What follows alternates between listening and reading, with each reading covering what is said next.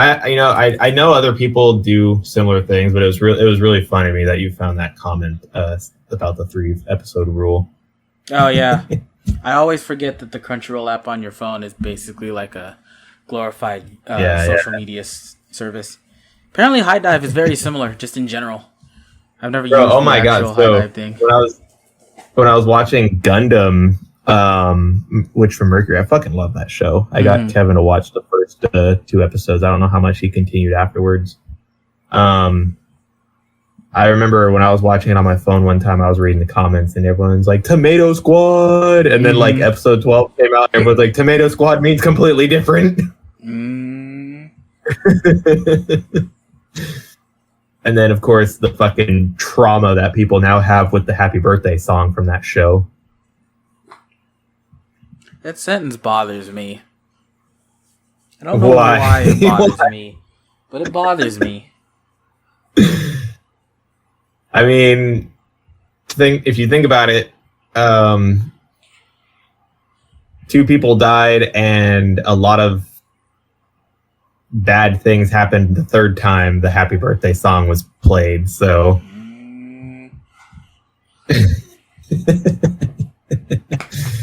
Yeah, birthdays are cursed in that show.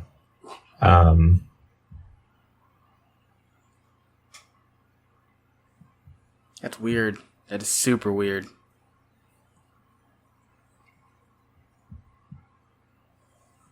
All right, I guess we'll get started. Hello again, everyone. Welcome to another episode of 3View, the show where we watch the first 3 episodes of any given show. Did you need to pull up Craig, by the way, or are you just going to leave him out of this? I'll leave him out of it this time. Okay. We seem to have the MP3 thing down, so we'll try it without him today. Sure. And if it falls short, then, well, fuck me, I guess. Yeah, we'll redo the Oshi no Ko episode. That's what we'll do. I mean, we could. I have my Bandicam running, though, and that records audio, too, so I'll at least have some form of a backup. Yeah, okay. So, if you've been following us for a little bit, we review... I guess review is a strong word because we're not like proper reviews or whatever, but who cares? Quick looks. We watched the first 3 episodes. Yeah, we watched the first 3 episodes of any given show, and we basically see how it clicks. If it does the first 3 episodes keep us interested? Do they not? How the pacing, characters, so on and so forth. We give some background on the shows as much as I can. We do not do a full series review just yet. Maybe down the road. I probably get tiring here saying that over and over again, but I just want to reiterate so that way people don't come in here being like, oh, what do you think of the whole show? And like, well, I could answer for most of those. We don't do full series. That's not to say that we won't include certain spoilers here and there. Like G Gundam, we talked about certain things that happened later on in the show. But then again, can you really call it spoilers when the show came out like almost 30 years ago? I mean, that's just me. That's a whole other conversation. People are willing to die on that hill. I am not one of them. Yeah. But there are people willing to die on that hill. Well, it reminds me of the interview with what the hell's his name? The guy who played Bilbo Baggins in the Hobbit trilogy movies. He said something and in an interview about the upcoming movie that happens in the book, and the person doing the interview was like, spoilers, and he's like, oh, I'm sorry, but the book came out like 80 years ago, so. Anyway, my name is Ryan. We got Dwayne here today. Kevin is unfortunately unable to make it, and we do not have our little recorder buddy Craig today. He's very sleepy. You'll probably hear barking from my dogs in the background because they would fucking do that. Anyway, so today's episode is one that we've admittedly held off a little bit because I did want to try and get it, but it just kind of it's time to do it. I mean, I do love the show. I do need to watch it more. I mean, I keep saying that about all my goddamn anime, but I'm behind on so many things. I only barely caught up on Demon Slayer and Hell's Paradise and what the hell is the other one? Gundam Witch from Mercury. I only barely caught up on those. You're preaching to the choir, dude. I'm only caught up with One Piece. There is not a single thing that I am up to date with right now. I know that statement is weird as fucked up, but as bad as it is, I mean, you've been loyal to One Piece like for the last. Dwayne, did you know we're going on like almost more than 14 years of knowing each other? That's crazy. Mm-hmm. You've been caught up on One Piece since I've known you. Like that's the one show that you do not let slip. Just about. And I commend you for that. I think when we first became friends, it was only on episode like 400 something. Something like that. When we were in high school, I don't know what compelled me. It was during around this time of the month. Summer was coming around. There was barely any homework. I decided, fuck it. Did a binge session of 3 days straight of nothing but One Piece, and I caught up. I was caught up for a good while, and then I fell short again some point after the time skip, but it was only like a 200 episode jump through. It was much different than having to go through from like where I remembered stopping, which was I think like episode 90 something, all the way to at the point current, which I think was like episode 3 or 400 or something like that. Yeah, now it's like a 2-week binge session just to catch up. I've been bad. Like I was super excited for the new Bleach season, and I still really am, but I've only watched like the first 2 episodes. I was wondering about that. I feel so bad because like I love Bleach and they do so much justice with this new season, and I have just let it slip. I mean, granted, they haven't restarted. They haven't done the part 2 yet, so I have time. But I think part 2 is supposed to drop. When did I see the rumors for that? I think it's supposed to either be in the middle of summer or start of fall. One of the two. Yeah. Anyway, going back to Oshi no Ko. Mm-hmm. So today's episode is Oshi no Ko, the famous, infamous, however you want to say it, idol anime, subverts your expectations several ways in just the first 90-minute episode alone. Today's episode is going to be a special exception to the 3-view rule for that sole fact alone. Also, because for the viewers, I don't like High Dive. I get a lot of people don't like Crunchyroll, but like I just don't like High Dive. I need an app. I don't want to watch it on my computer. Mm-hmm. And trying to watch a non-app website on your phone is awful. But I there's several animes I need to watch on High Dive. Eminence and Shadow, How to Pick Up Girls in a Dungeon season 4. There's another one. I have that one. Yeah, there's another one I had my eye on and I forgot the name of it. But point is, there are several animes on High Dive I need to watch, and I wish they had a fucking app. But I got I signed up for the free trial to watch Oshi no Ko just because I this is one that I really didn't want to pass on, and it sucks that we waited so long to even do this episode, but it is what it is. Not even getting really into it, this episode, this show is definitely up there in quality. The show is about, this idol girl. What the hell's her name? Hoshino Ai? Something like that.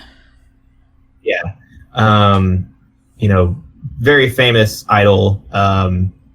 Doctor, big fan of hers. Finds out that she's pregnant, and then that's where the story picks up. So the manga, it started out as a manga.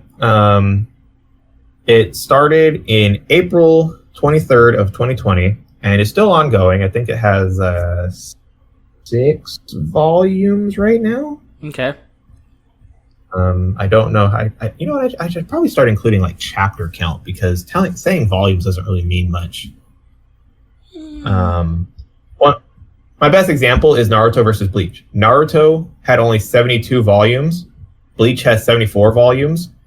Bleach only had 300 something chapters. Naruto had over 400 chapters.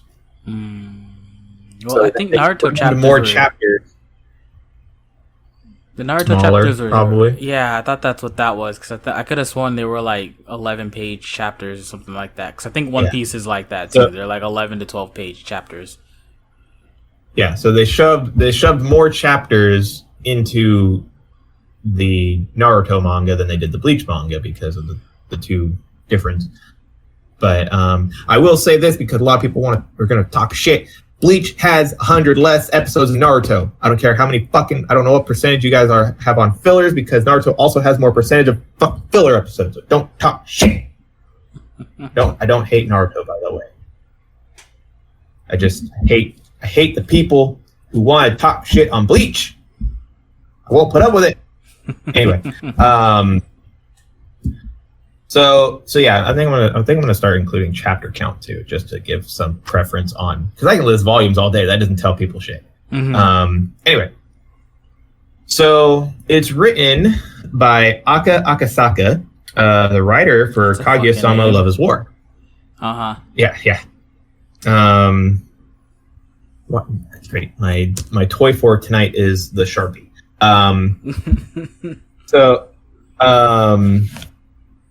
So it's written by Aka Akasaka, the writer for Kaguya-sama: Love is War. Which is great also series. Its strides right now.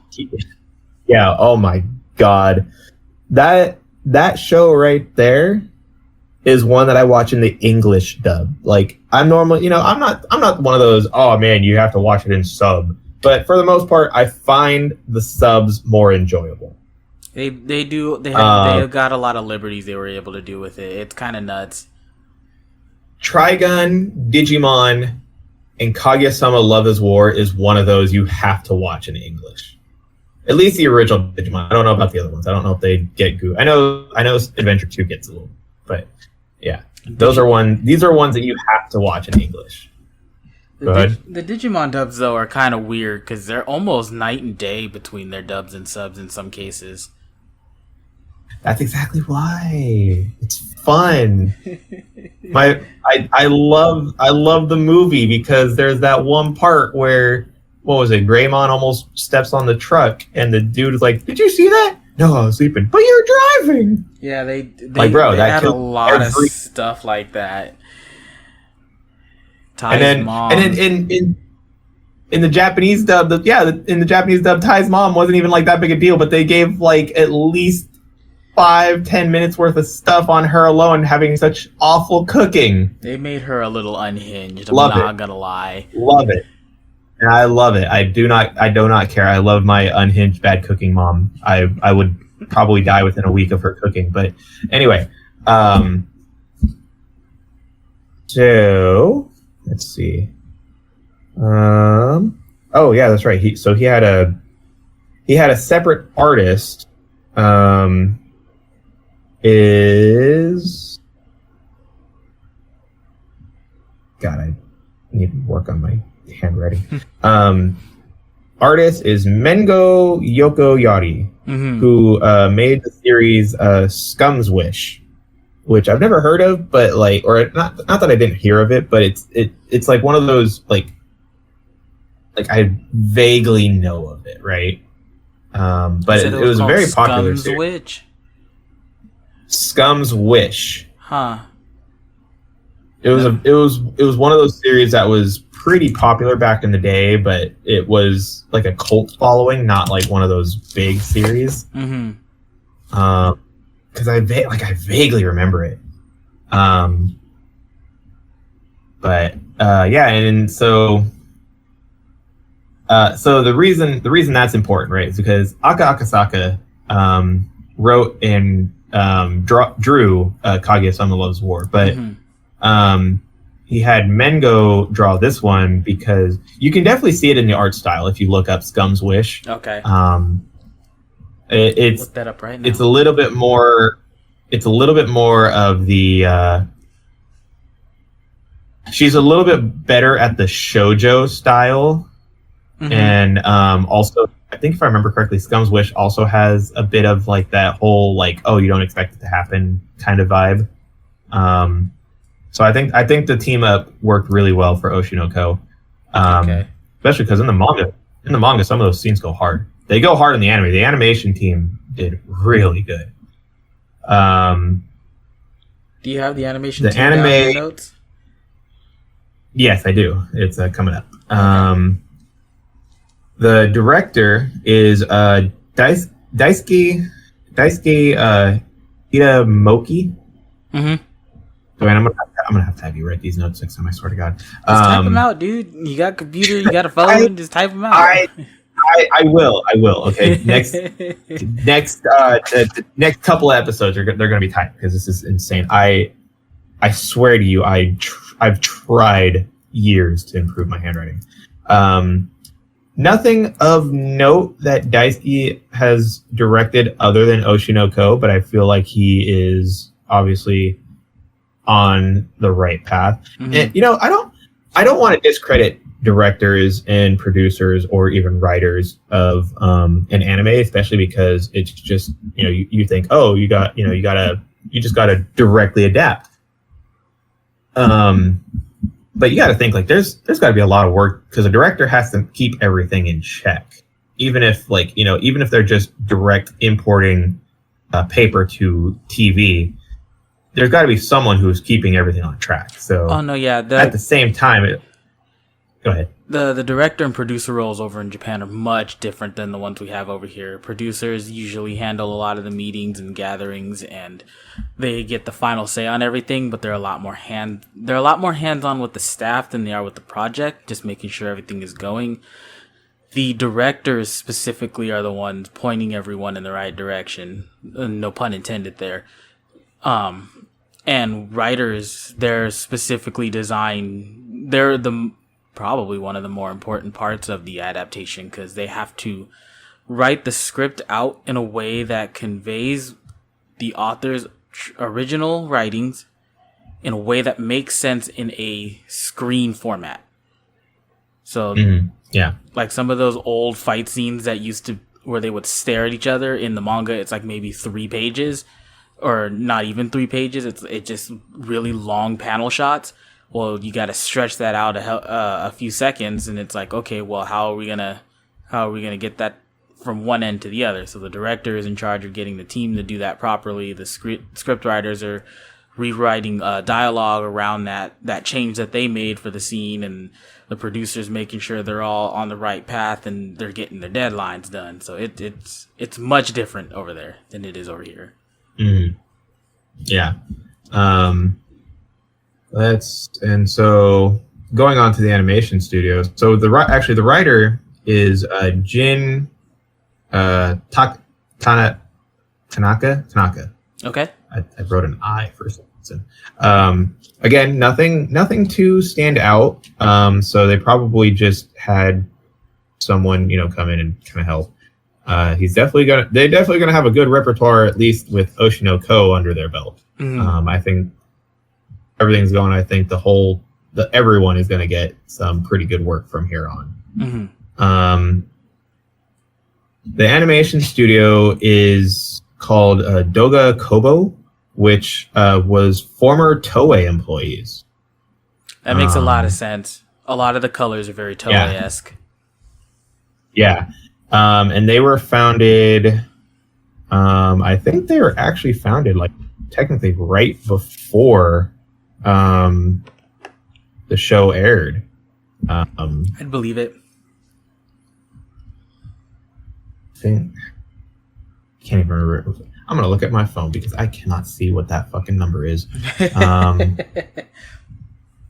Literally, I'm trying. I am trying my hardest. Oh, it's Doga Kobo. I said Doga Kobo, right? Yeah. Oh, actually, no. I was completely wrong. That is a 7. That is not a 2. Never mind. They were founded 49 years ago. I'm an idiot. Yeah. So they animated many series, such as some of the big ones that I can list now. I saw the word lift on my notes, and so it popped up. They animated. I'm gonna explain why, okay? Because I was reading. They animated My Senpai is Annoying. Okay.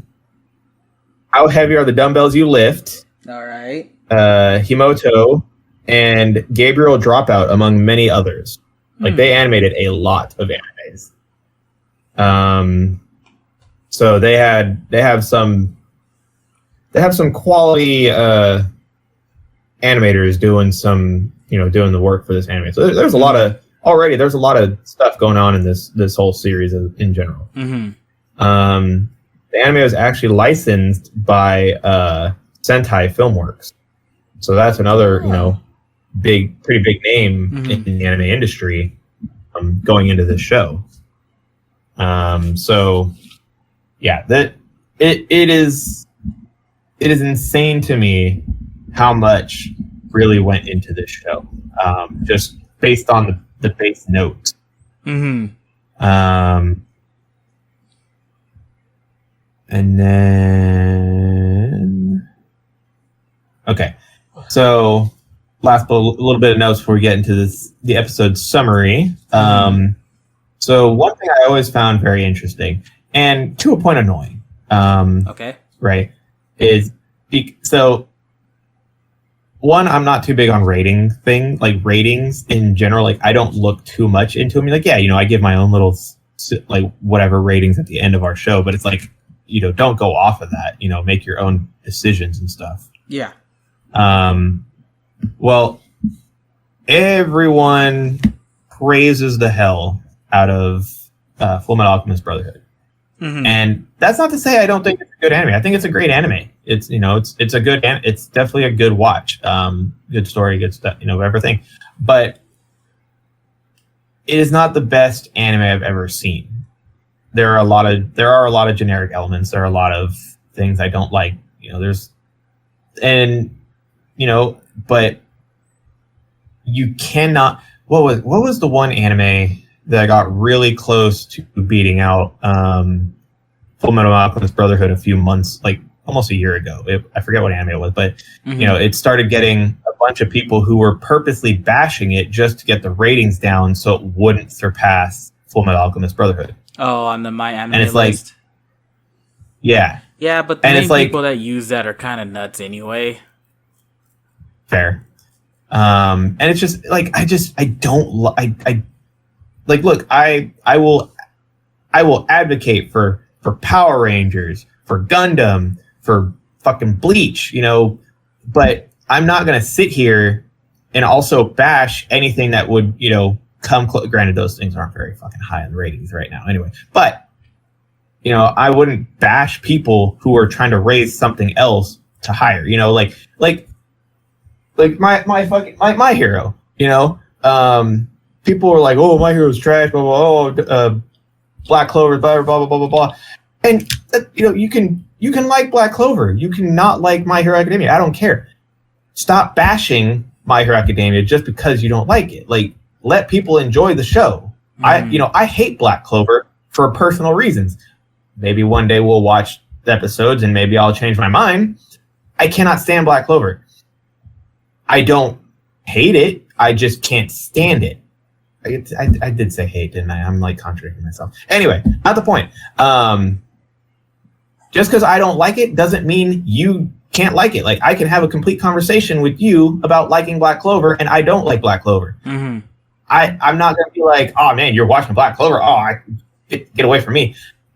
Just like if you say that about me watching My Hero Academia, well then bye. It's so when people get so, what's the word I want to use? When people get so feral about Brotherhood, it's just like, it annoys me because it's a good show. It's not that good. Like, I feel like I have seen better. It had a lot of good things going for it, yes. Anyway, going off of that tangent, unless you want to add something to the tangent, I'm completely okay with you adding something, but that's just my little flow. I don't really I'm the most laid back when it comes. I don't give a shit, dude. I actively look for trash. All right. if we're gonna sit over here and talk about ratings, and no, don't let ratings, judge or guide your judgment. Yeah, sure, you should take them into account because they can give you an idea of what you're getting into. It's like, oh well, the show's about this, it's about this, so we have that guy didn't like that stuff. It's like, oh well, maybe you like it, so go for it. Yeah, but I'm also going to actively look for the show that made their animators make it the night before it aired. Like I'm specifically going to look for the trash. Like, so does that mean we're going to eventually watch Kamikatsu? I don't know what the fuck that is, but sure. That's the one with that really poorly animated monster I showed you. Oh, dude, that is a masterpiece. I don't know what the fuck you're talking about. Maybe we won't spin the wheel. Maybe that'll just be our next anime for the week or something. Those animators were able to knock that out in an hour. Like, come on, that's some skill right there. Anyway, so within the first couple of hours of Oshinoko being released, and I looked up some of the drama, and the fact that I have to say there's drama is sad. Box cutter. No, put it away. Don't cut yourself. Within the first, stop. Within the first couple of hours of Oshinoko's first episode airing, it took the #1 spot from Full Metal Alchemist Brotherhood, and there were people actively trying to not have that happen. Like I was in that drama for like a minute. I wasn't like participating, but I was reading. I'm like, Jesus Christ. Yeah, no, there was a lot of people actively trying to not let that anime top Full Metal Alchemist, and it failed. It fucking failed. I don't know if Full Metal Alchemist got its #1 spot back, but it wasn't #1. It'll probably get back up there eventually. Yeah. This anime is definitely interesting. That's all my notes. Yeah. That's all my notes for it. Dwayne, do you have any last little minutes before we get into the synopsis? Show's fucking weird. That's all I got. Like, I watched through all of it, and yes, it's 90 minutes. It packs a lot of information in there, but at the same time, I feel like there wasn't enough time to get to where it goes. We will get there. Show's fucking weird, man. To a point, I could almost defend the 90 minutes, but at the same time, it's like, bro, that was I was invested, but man, that was an investment to watch that. That was a TV special. Because you think, right? Excluding commercials, the average episode, excluding commercials and intros, outros, the average episode is roughly 20 minutes long. So break that into 90 minutes, and you're looking at, God, I think it's technically like 5.5 episodes of content in one episode. That sounds right. And that's so insane to me, but it was a roller coaster. And when we get done with this long ass synopsis of a show, I will explain my defense of the 90 minutes episode. And with this specific one, we'll probably issue a spoiler warning when we get towards the end of it, specifically because there is a bit of a twist. It's not much of a twist, but there is a bit of a twist. The twist leads into how the rest of the series goes. Because I can guarantee you, I was not expecting that. Oh man, I got it spoiled for me, and I still wasn't prepared for it. So anyway, we start off the series starts off with this doctor, Goro Amamiya. I think they established that he's like in a smaller town somewhere. Yeah, it's like a mountain town. He wasn't part of like a big city or anything. He's a big fan of this idol, Ai Hoshino.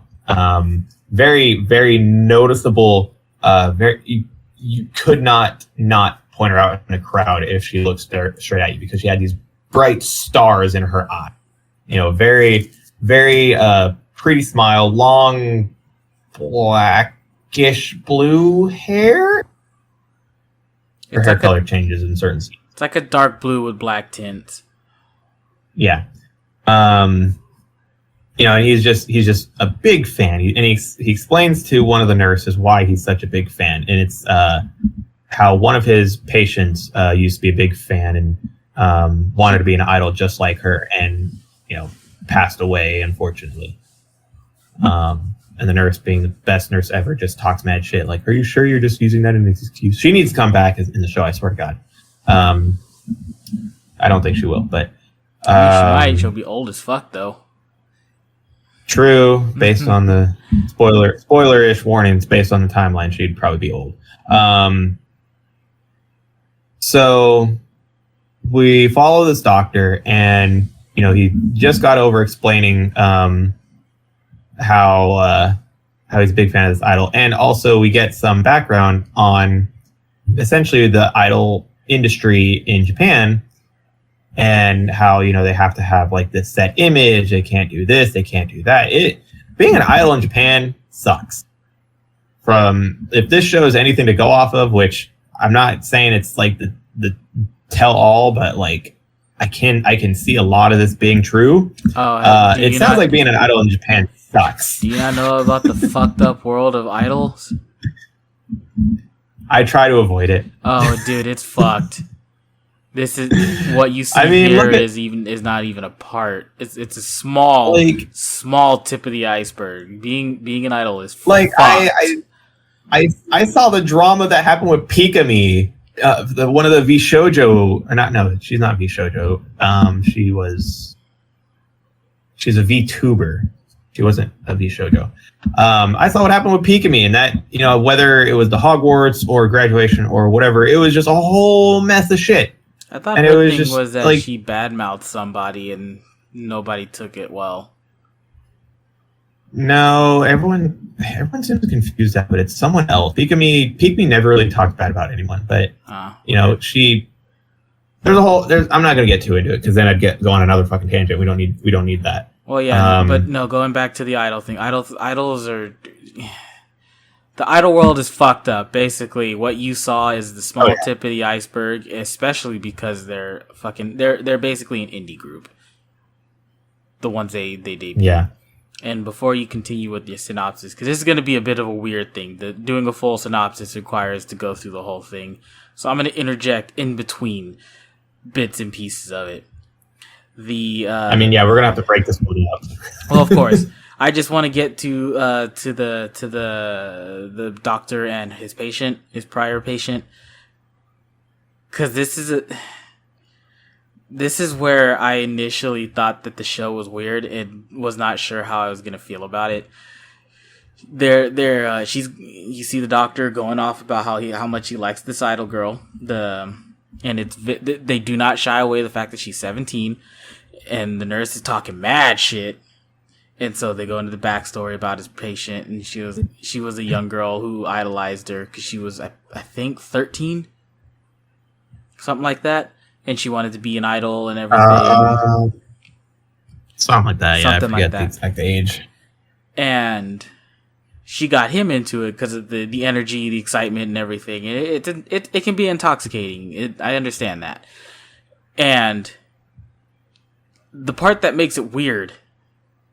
The part that makes all of this fucking weird is when she starts talking about how cool it would be to be reincarnated as this idol's daughter.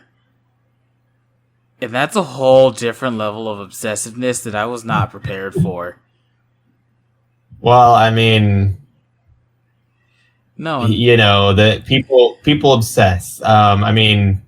I don't. Some people go a certain way. Some people go the other way. I mean, so I don't. Look what happened with Selena. So I don't mean a different level of obsessiveness in the form of this small, terminally ill child I mean, in the fact that this is not the first time that phrase is uttered in the first 15 fucking minutes. That is a weird thing to base your world around. I don't care where it leads. To have okay, but in her defense, she had a terminal illness. In her defense, yes.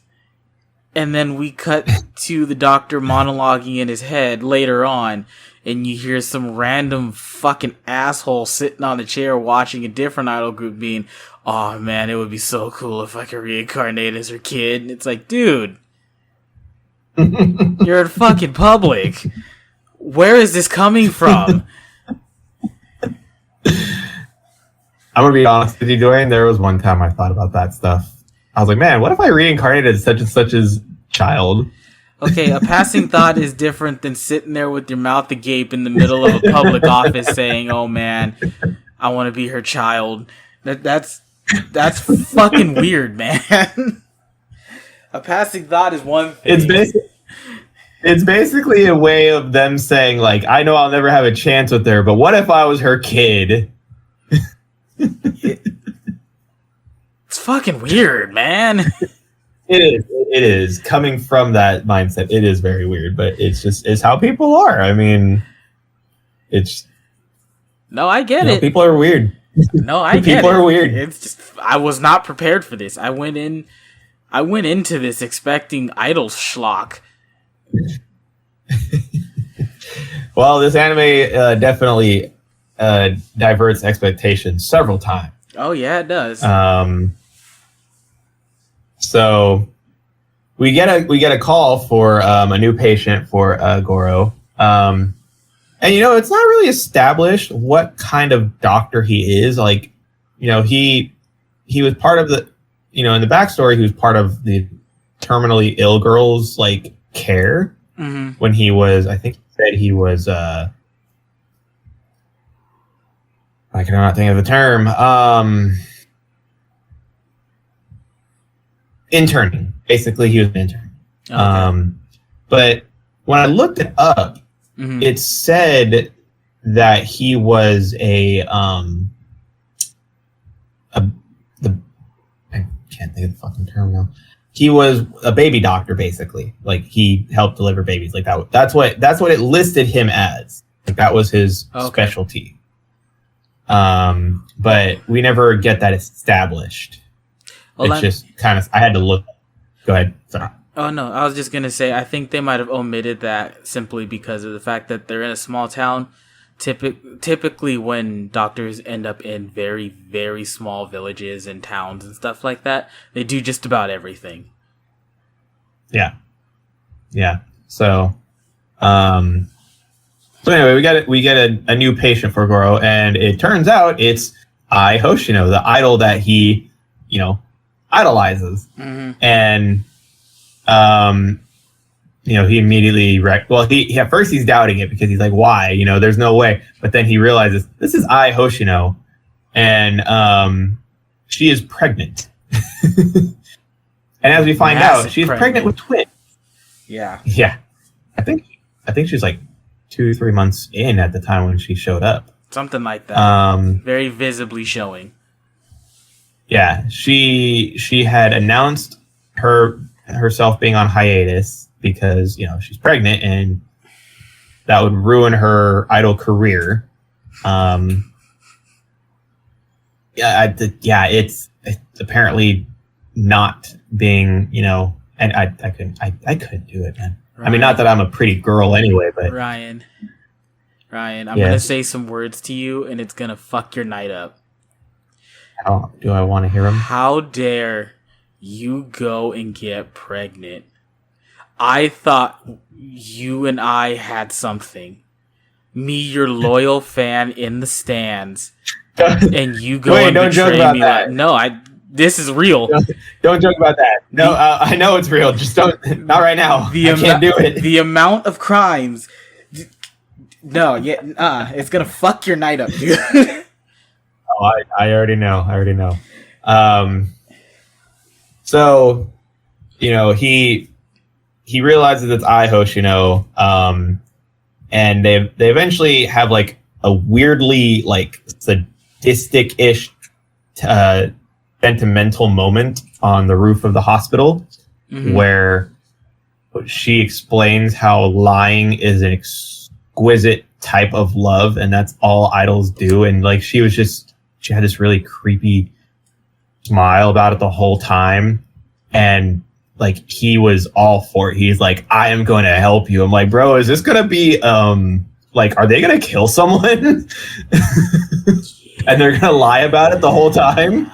Possibly. Like, it got really dark-ish, but like it was so off-putting, because then it was just comedy after that. Like it was just just being dumb.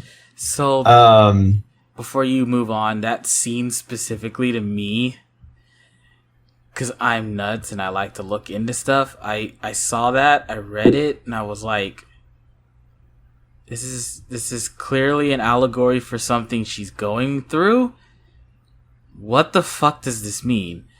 It comes full circle at the end, but it's like you said, it's a very weird and creepy and out of place moment, and I think that's intentional. Yeah. Specifically for how it comes full circle. Yeah. So then we get essentially what's a montage of Goro and I getting herself ready for giving birth to twins. It's obviously established many months passed by. She chose this middle of nowhere hospital because the fact that people would easily recognize her in Tokyo. Like a lot of people, like no one apparently recognized her except the doctor in this small town. Yeah. Discrepancy, secrecy, well, all that stuff. Well, the day she's like super close. Like she basically should pop at any minute. And she tells the doctor that she doesn't want anyone else but him to deliver the babies, and he promises to do his best if he can. So he's leaving for the night, and he sees this stalker, or what looks like he's a stalker. I spoiled it, but he sees a stalker, and the stalker asks him if he knows Aya Hoshino, and Goro, without answering directly, mentions like, "Oh, are you a fan?" And the dude runs off, and for whatever reason, he chases him. Yeah, that was the stupidest thing he could have ever done. Like, I get it's for the drama of the show, but why are you chasing him? One, you're a doctor. Two, you know the land. You know that literally one wrong step and someone's fucked. Like, yeah. Apparently he didn't. Because after chasing this dude, he loses sight of him, and then he gets pushed off a mountain. And did he break his neck, or did he like just? I thought he hit his head and broke his spine. Yeah, something like that. He was basically at the bottom of this hill, and his phone goes off. So and then I went into labor. And he you hear him like, oh man, I need to get to I to help her, but I can't move. And then we cut, and I Hoshino gave birth to the twins, healthy babies with blonde hair and a star in opposite eyes, like they don't have the two stars. We find out that Goro got reincarnated as her son, with all of his memories intact. Yeah. He is now Aquamarine Hoshino. And to go right before you continue back to his death, his final fucking thoughts. Again, wouldn't it be interesting if I reincarnated as her child? Fucking. Oh. When did the author write this? Was he going through a phase? This was in 2020. Was he going through a phase? Might have been. I mean, it was around the pandemic. He was like, he probably like lost his mind. He was like, you know what I got to do? I got to make the most fucked up story. So yeah, we find out that Goro is now reincarnated as her son, Aquamarine Hoshino. What a fucking name. It's fitting. For a 17-year-old who knows literally nothing, it's fitting. Yeah. And he has a twin sister, Ruby Hoshino. And the better name. Yeah. And fun fact, Ruby is also a reincarnation of someone with their past memories. Now, they make it pretty obvious that it's actually the girl that Goro took care of. I forgot to write her name down. It's not important right now because I don't think they say it past her initial showing. Yeah, they did. So we find out that it was the girl that Goro took care of before. Now, mind you, I'm gonna backtrack real fast because this actually plays. I looked up some spoilers. This actually plays a part later on. But before she passed away, the girl mentioned how she, wanted to marry Goro because he was super supportive of her and said, "Why do you want to dream of being an idol's child when you can just be an idol once you get better?" And she was like, "Oh, marry me, Goro." You think, oh, it's just passing little affection. So I have to bring that up because, like I said, it doesn't play a part later on in the episode, but if you do watch the show, it's a small. But for some, I don't understand this. For some reason, they don't tell each other because Aqua finds out that she's reincarnated after he wakes up and sees her watching TV and like talking mad not watching TV on the phone, talking mad shit to people bad mouthing I and like Twitter telling them to go wars.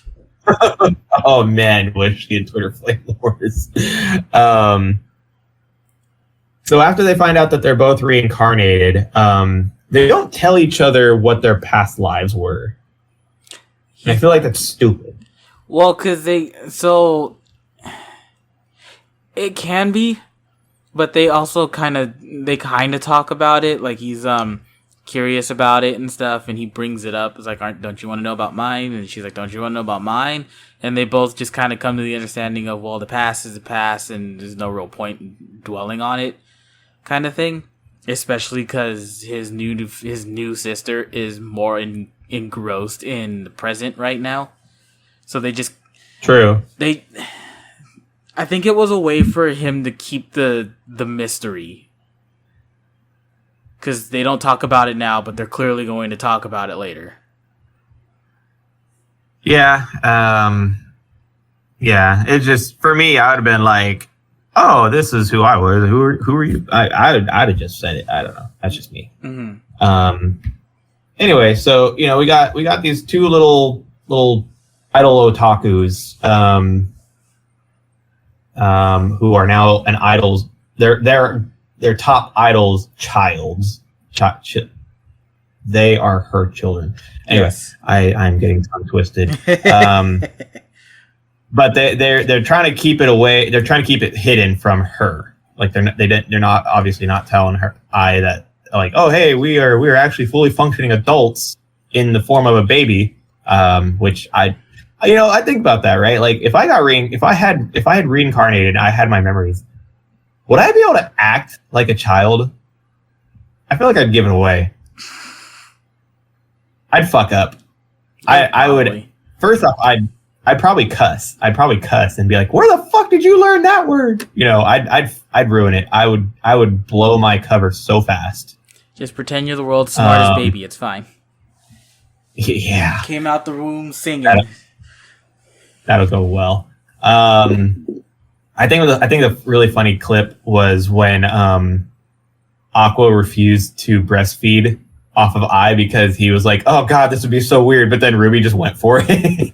Thought that part was hilarious. Yeah, that was also extreme. There was some. This show is fucking weird, man. I don't have any other way to describe it.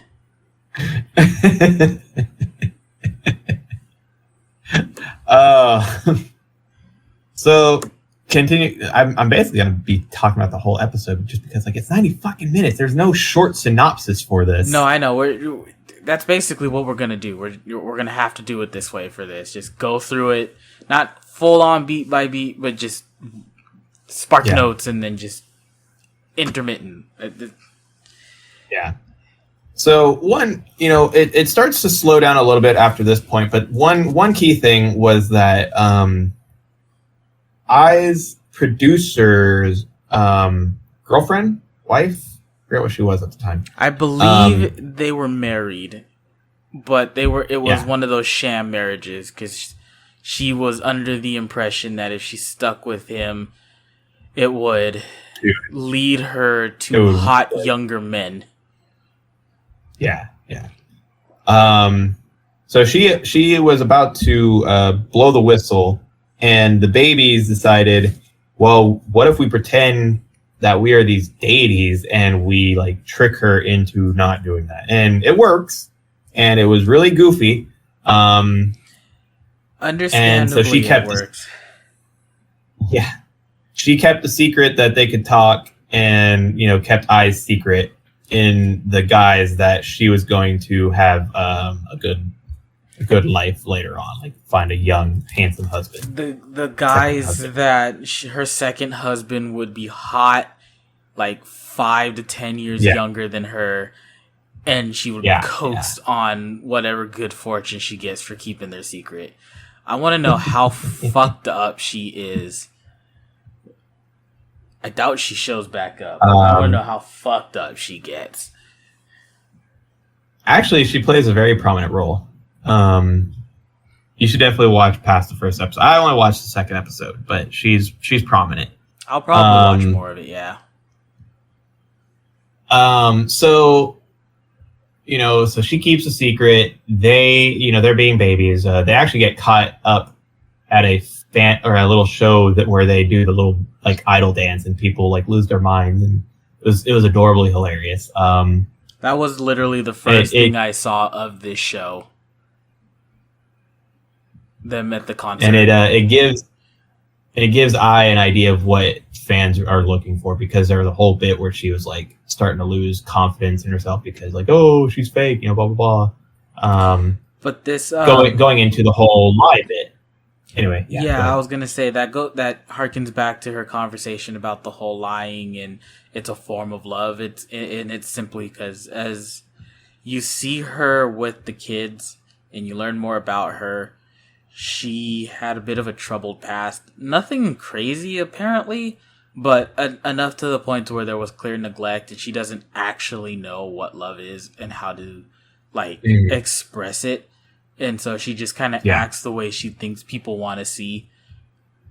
And there's like a small little fit where people are starting to call her smile fake now, because some people are like, oh yeah, it looks so forced in this and this and this.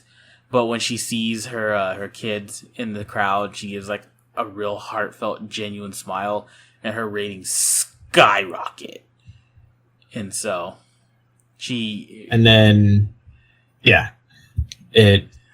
it definitely helped her blow up a lot more than she already was. Yeah, and I think for whatever theming that was supposed to be in that moment, it kind of helps her solidify that, well, I don't know how to express this feeling, but I know what I'm feeling, and she very much actually cares about her kids.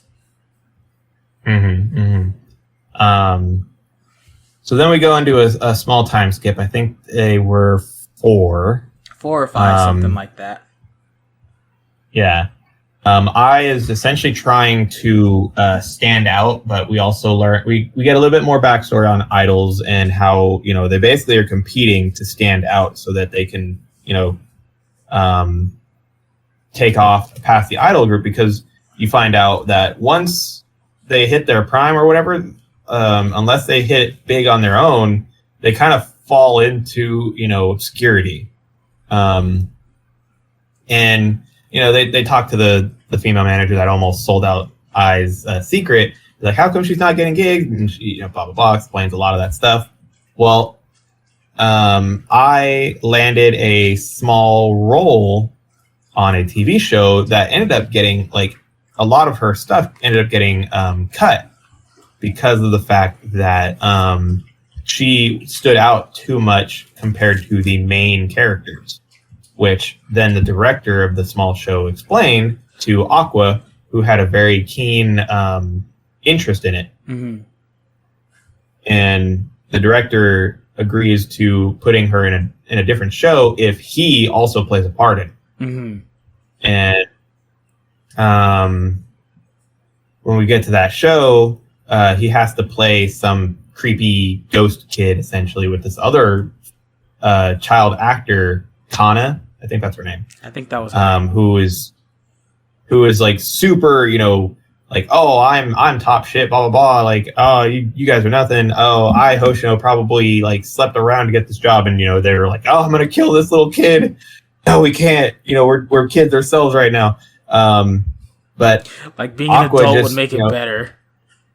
Yeah, yeah. So Aqua plays his part, and he's not an actor. He's never acted before, but so he just played himself, and he apparently it was so good that it gave like people goosebumps. And Kana herself was so upset because it was so good compared to her actual acting that she wanted to redo the scene. And I have to bring up Kana because she actually pops up. She's a reoccurring character. She's I assumed a consistent she character would be. actor. She struck me as a potential love interest for him, not in the terms of she falls for him. She might, I don't fucking know, but because of the fact that the director is trying so hard to push him more towards a movie route and stuff, I figured they would run into each other more often, and they would have like a one-sided rivalry where he doesn't really give a shit, but she's trying her hardest to beat him, and then there's probably like some kind of infatuation that comes out of it. Yeah. But so I played the main ghost girl, and she her popularity blew up after the show. She started getting interviews. She started doing movies. She started doing bam, bam, bam. I think she is 20 at the time. Yes, something. I think it's 20. We're finishing up the synopsis. I promise. Yeah, we're getting near the end. So close, like the day of this huge event for her idol group. Like they basically sold out this big ass arena. I forget the name of the arena. I don't even know if it's a real arena, but they sold out this arena. Like they're getting ready. Blah blah blah. And I had called the father of the children because we never see him. And she had basically overheard a conversation that kids were having about who their father was, and so she called him and said, oh hey, this is my address. And so then the day of the big concert, and she gets a knock at the door. This is where the spoiler warning comes in play. So yeah, huge spoiler warning. We've already been talking about the episode, but this is the key moment of the show as to where the rest of the show goes. So I would say skip to about maybe 5-10 minutes forward past this point, because we're probably going to talk good in depth about it a little bit. Yeah. So she gets a knock at the door. And it's the stalker from fucking when Goro died. So technically 4 years ago, almost 5 years ago. He shows up. He's like, "Oh, hi, how are the kids?" And it stabs her. Yep. I was like, "Bro, what the fuck?" Like, I know it happens, but like, bro, why? Like, God, I say why, but like, literally, how many times has it happened in the past decade alone that fans go crazy? Too often. Yeah. fucking stabs her, and like, you lied to us, you're fake smile, blah blah blah blah. And then she goes back into the whole tangent of lying as a form of love, and how she wants to try and love him, and like he realizes, oh, I fucked up, and runs, as they typically tend to do. Yes. Yeah, and so Aqua came out and like saw the stabbing and freaks out. Like, he's like, oh my. Oh geez, oh god, and like she got stabbed, and then a knife was pulled out, and she got stabbed in a key spot. I forget where exactly it was, but it was a spot that if you didn't take care of it right away, you dunzo. Yeah. Yeah. So there's this whole emotional moment. She finally tells her kids that she loves her, and she's happy that she meant it, because there was a whole thing where she was afraid to say it and not mean it to her own kids, because then she wouldn't know what to do, because having the kids was a whole thing about the love too, not knowing real love and saying. So I fucking dies. Yep. I was like, bro, are you fucking serious? Oh, dude, I was hurt. The person plastered on all of the promotional art, all of the promotional trailers, literally the led to believe face of the show fucking dies. And this leads to Aqua stating, as he runs through his fucking case closed Conan ass brain, okay, think logically, how the fuck did we get here? Was there some kind of a leak? Was it the manager? Was it the lady? No, they were all pretty good and loyal, and they even went all the way to the remote. And the only person that knew the address was fucking Dad. So you know what we're gonna do? I'm gonna find Dad, and I'm gonna fucking kill him myself. And it's like, dude, where the fuck did that come from? Dwayne, I'm gonna tell you this as your spoiler. You haven't seen nothing yet. I'm sure. Like, I can get why people have been latching onto this specifically, because it throws so much at you, but it went in 3 different directions, and I have no idea how we got there, and we spent 90 minutes getting there. I think that's why I'm having such a fun time with the show, though, is because like it turned your if you didn't have any spoiler at all, it turned your expectations like 3 times, and I thought that was great. We're gonna try and not talk about the twist bit from here on, just so that way people tuning back in, but yeah, like it twists and turns so much for a 90-minute premiere episode, and I was just like, that was a roller coaster. And then it ends we get to see it.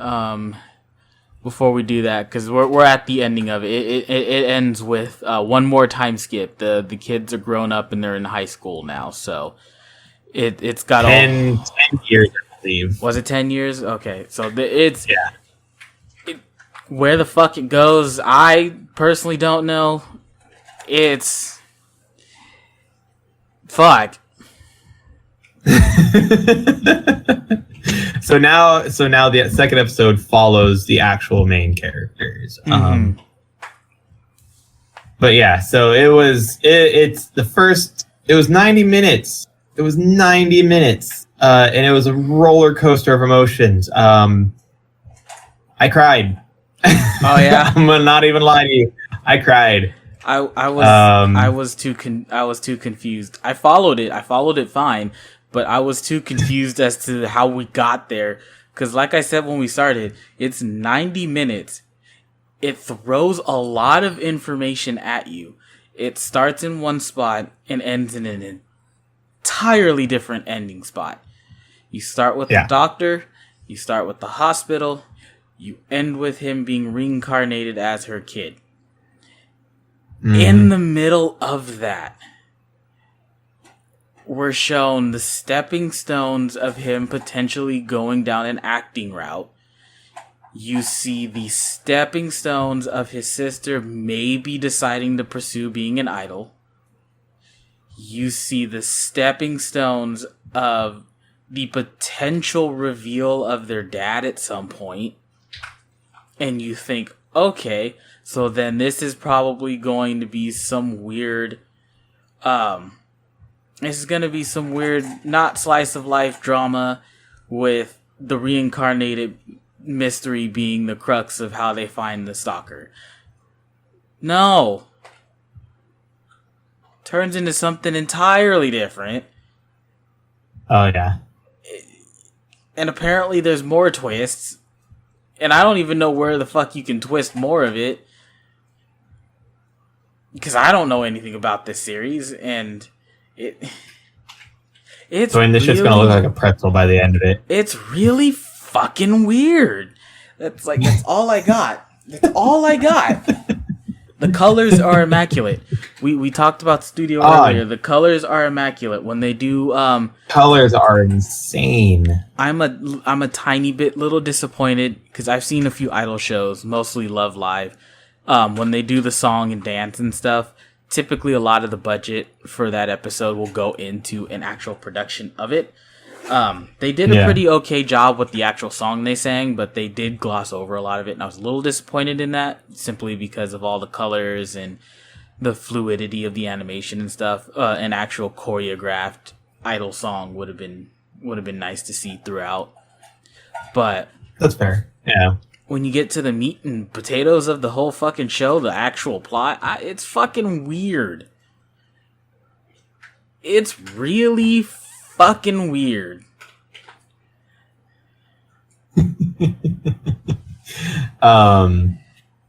Yeah, so it was definitely a roller coaster, and it's going to continue to be a roller coaster from what I've seen. It's only gonna. I'm not gonna say it's gonna get worse in a bad way, but it's only gonna get worse. I can fucking imagine. But it's such a good show. The story for me, the story was just really good. The characters' introductions were really good. So let's go on to the voice casting real quick. Okay.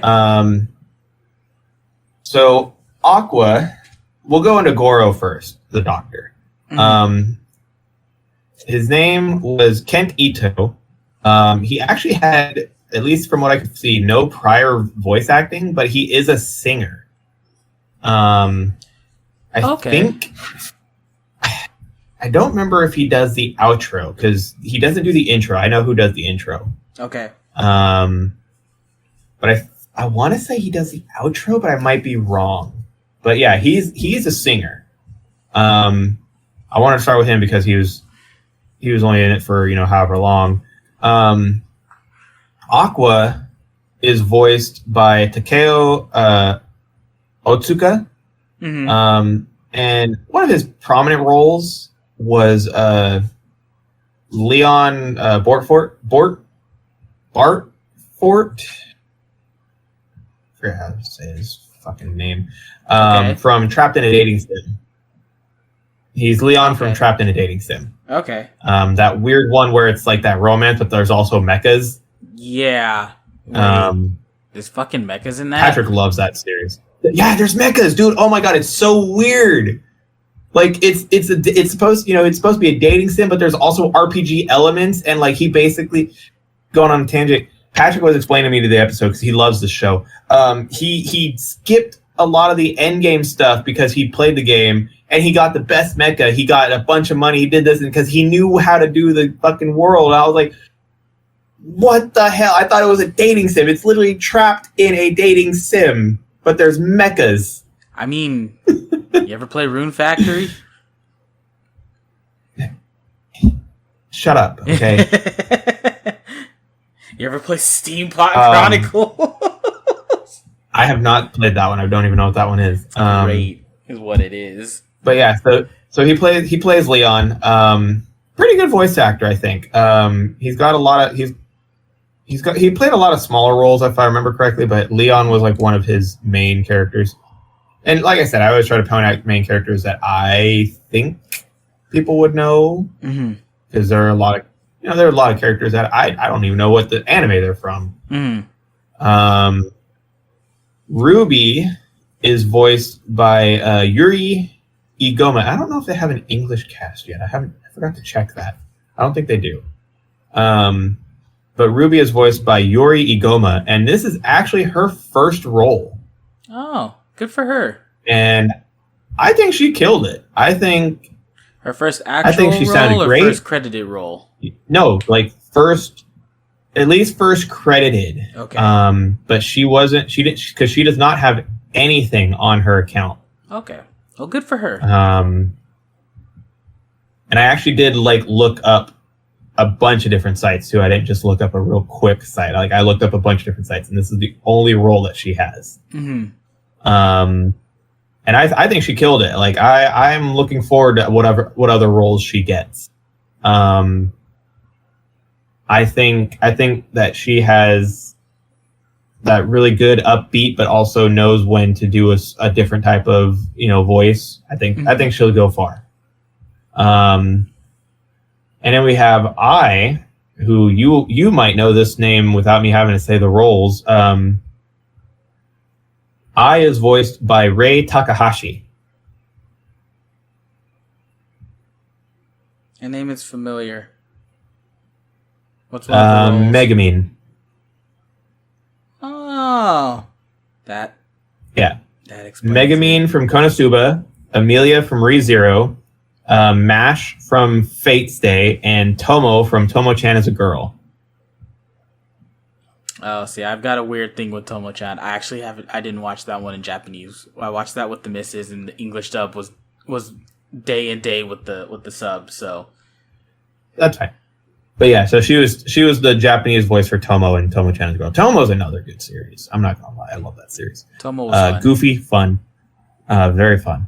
I guess I could have listed the voice for Kana, but since we only watched the first episode, we didn't do the normal 3 episodes. I was like, she wasn't too big in the first episode. Literally, only had what, 5 minutes total? 5, maybe. Yeah, 5, maybe 10 minutes of content. But yeah. She is, like I said, she is a reoccurring. She shows up in both the second and third episode. I think she actually shows up in almost every episode. But yeah, so pretty solid voice casting, especially for the fact that Ruby is, like I said, this is her first role, and she's killing it. Because you always got to be careful with those first role people, and that's what sucks. I want to be a voice actor. I don't think I have a good voice. I think I'd be hard pressed to find any good roles.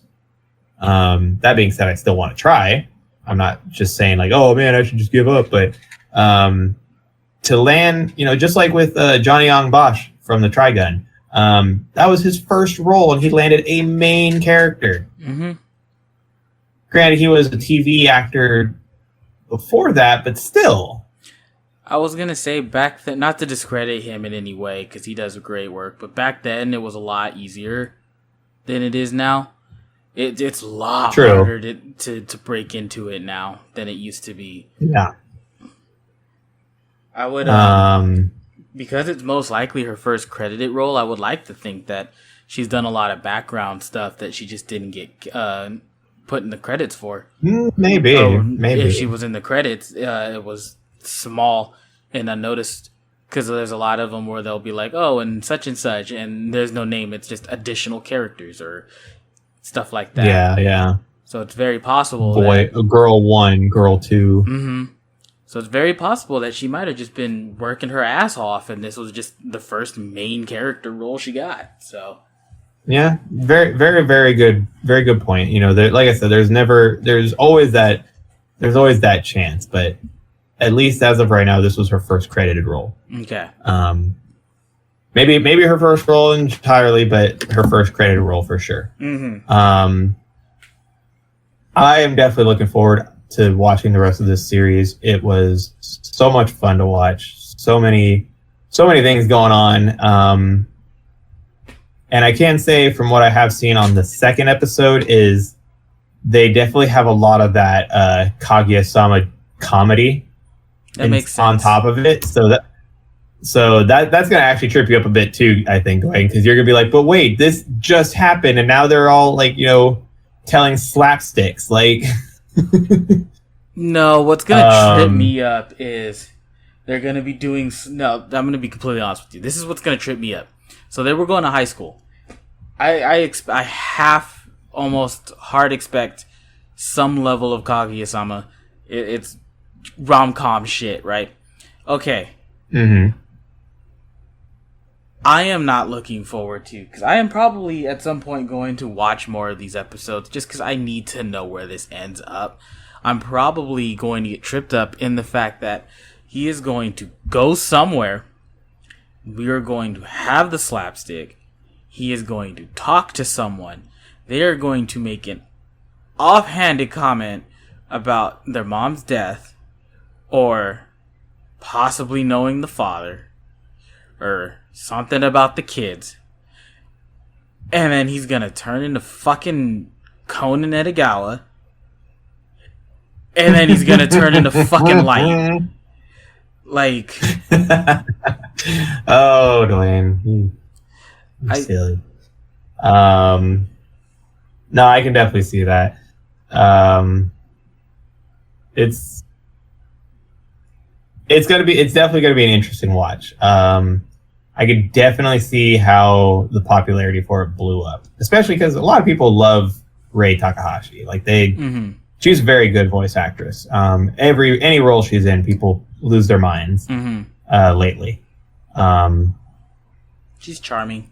But one other thing, just because it's been popping up a lot more and more. The intro is sung by, I don't know if it's a group or if just it's one person, but it's sung by how do you pronounce the fucking band? It's Yoasuba.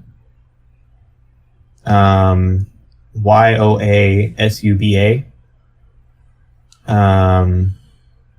They did the intro for not only Oshi no Ko, but they also did the intro for Beastars. Oh, Yaosobi? I think it was one of the seasons of Beastars.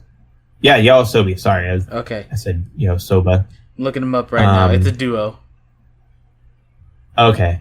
Yeah, they did the intro for Oshi no Ko. They did one of the intros for Beastars. They did the first intro for fucking Gundam Wish from Mercury. I'm seeing that. I didn't really, and dude, I love that song. That first intro goes hard, and I'm just like, I love this band. Like I want them to go places because this they sound really good.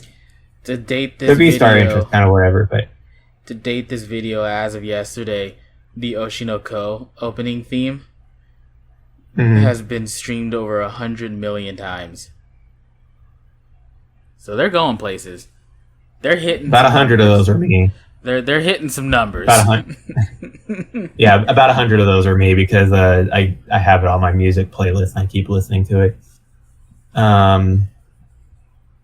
But yeah, no, I mean this anime has a lot going behind the works and a lot going into it. So far, from what I've seen of other people saying about the later episodes that I haven't watched, and from what I've watched myself, it's definitely earned that. It's definitely an anime you need to give it a go.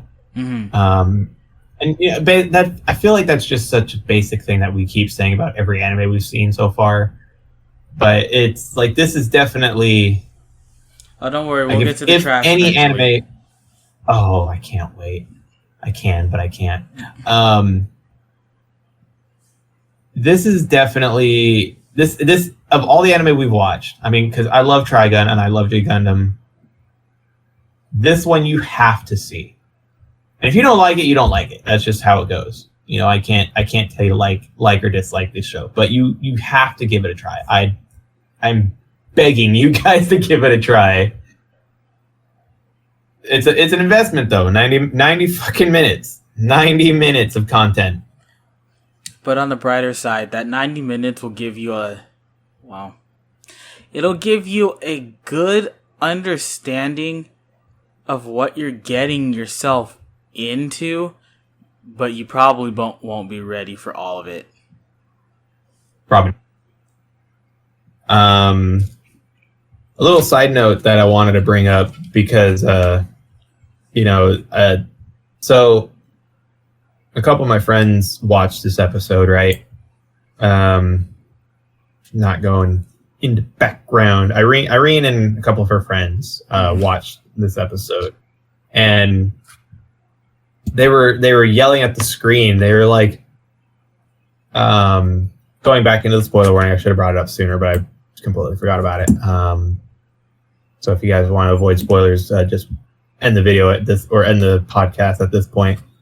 But they were screaming at the TV because, they were like, Aqua, you used to be a doctor. You should know how to take care of this, blah, blah, blah, blah, blah. And I'm thinking to myself, I had to explain to her. I'm like, well, whether it's true or not, because like you said, him being a doctor from one of those small towns, he probably did a lot of different things. But, if he was just mainly a baby doctor, he's going to have a hard time, taking care of the stab wound anyway. But on top of that, he's in a 4-year-old body. And on top of that, if you remember, like, I had her grip around him, so he might have had a hard time just even getting out. Yeah. Talk about traumatizing. And they're like, oh, you're a doctor. You should know how to, you should know how to do that. I'm like, yeah, but like, he probably wouldn't, even if he got out, even if he had the knowledge, like the proper knowledge to take care of it and stop it, he probably didn't have the pressure that you need to put pressure on the wound, especially because that was a critical wound spot. I'm being honest. It was just something that. What's that? To add on to that, even if he did have the pressure, his 4-year-old hand probably would have slipped into the slice.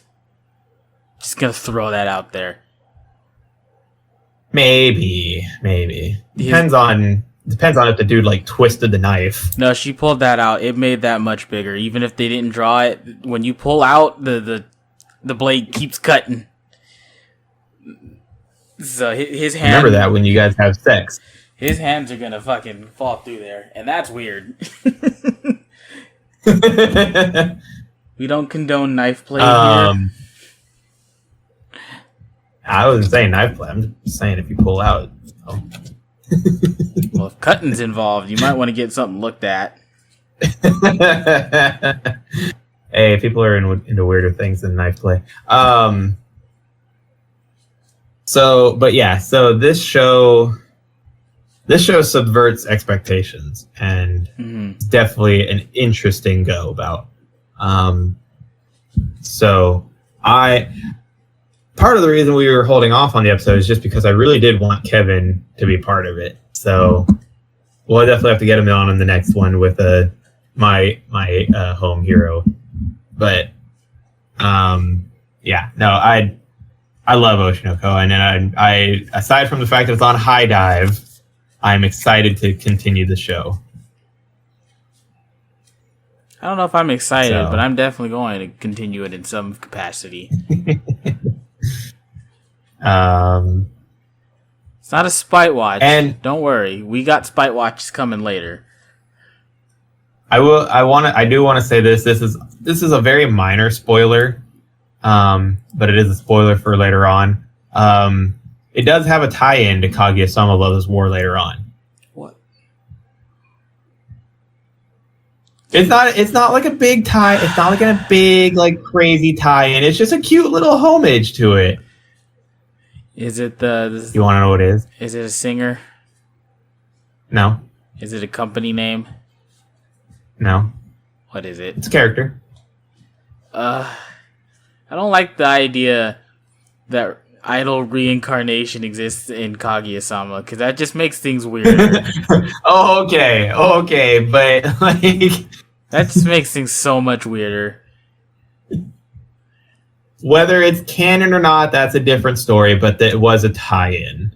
I mean, because technically, Chainsaw Man showed up in My Hero Academia. I mean, I guess. He did.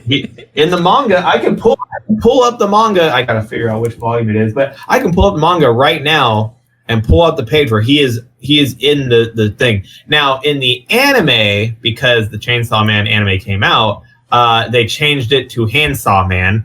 But it was Chainsaw Man. I want Handsaw Man to come back. That is the shittiest name. It's not even his name. He just had handsaws where the chainsaws were at. That's all it was. That's why people call him Handsaw Man. That's fucking awful. You're awful. Oh my god.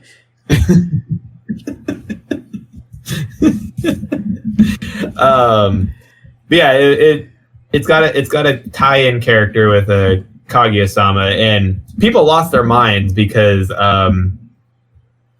certain implications with the character.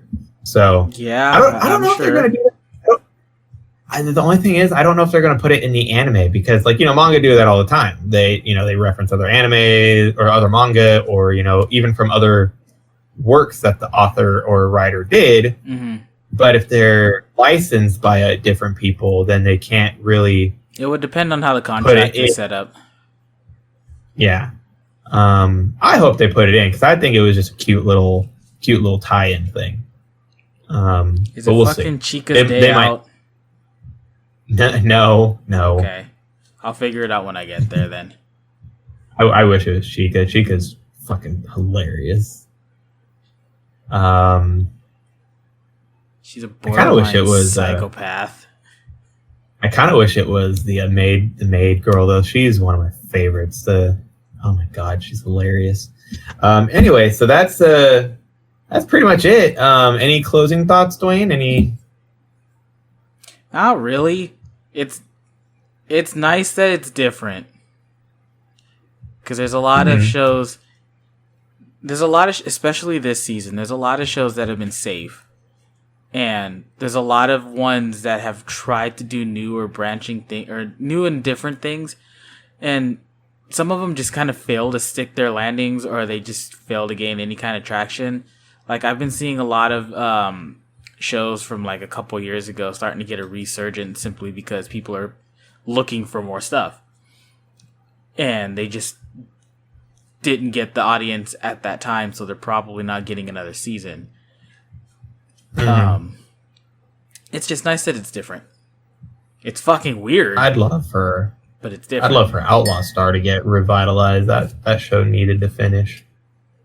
Anyway, I don't know if there's enough crime for Outlaw Star. Oh god, I love Outlaw Star. Which is weird because Orphan got a reboot, and I know for a fact there was no one asking for that. We'll get there. Don't worry about it. I mean, Spriggan got a reboot. Who the fuck heard of Spriggan before? I mean, not that it's a bad show. I'm not saying it's bad. It's interesting to watch. I'm just saying it got a fucking remake. That's probably why someone was pushing for it. Outlaw Star needs that push. I'm just saying. Anyway, if that's it, then we will see you guys next time. Yeah. And see.